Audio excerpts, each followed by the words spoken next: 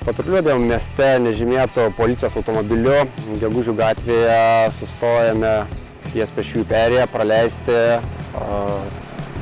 vaiko einančio per pėsčiųjų perėją.